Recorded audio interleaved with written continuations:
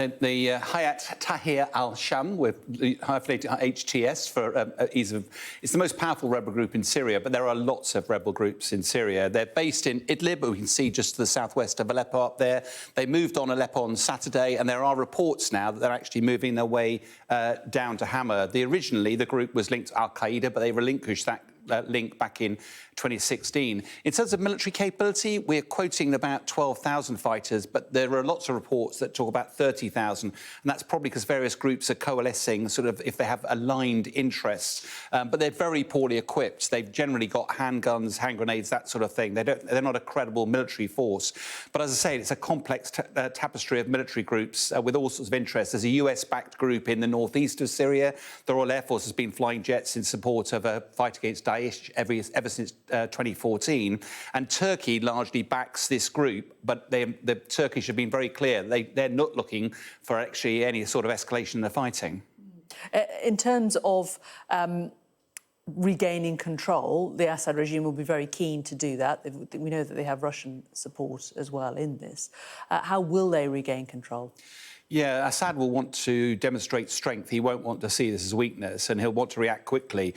But the Syrian military are very, very poor. They're poorly equipped, poorly motivated. They're a conscript army. So to date, he's been relying on Hezbollah, but of course they've been significantly degraded as a result of the Israel conflict. The Russian Air Force in 2016 did a lot of indiscriminate bombing in Aleppo. It's the last time the rebels were cleared out of there. We've already seen that starting as well. So we can see that that's the major focus. I think the big concern is Assad is in a weaker position this time. He might revert to chemical weapons. You know, they're illegal, they're indiscriminate, but actually they were used by the Assad regime back in 2013. I think the other interesting element is the HTS. They have learnt from their mistakes. They have been in this situation before, and I wouldn't be at all surprised if they know Assad's playbook, and they probably therefore will be looking to try and get surface-to-air missile systems. We're showing a Stinger system here, but these will be widely used in the region. And if you want to have an impact against the Russian Air Force, this is how you do it. Why do you think the rebels have chosen now to make this move? The Russian military are basically the armed wing of Assad's regime, and they've also got a lot of leverage as a result of that relationship. But of course, Russia are quite heavily distracted up in Ukraine at the moment, and as we've just said, Hezbollah have been quite badly mauled. That creates a window of opportunity if you're a rebel to potentially go in. But there's also some reports that from Russia in Moscow that there's a degree of panic there as well. And why is that?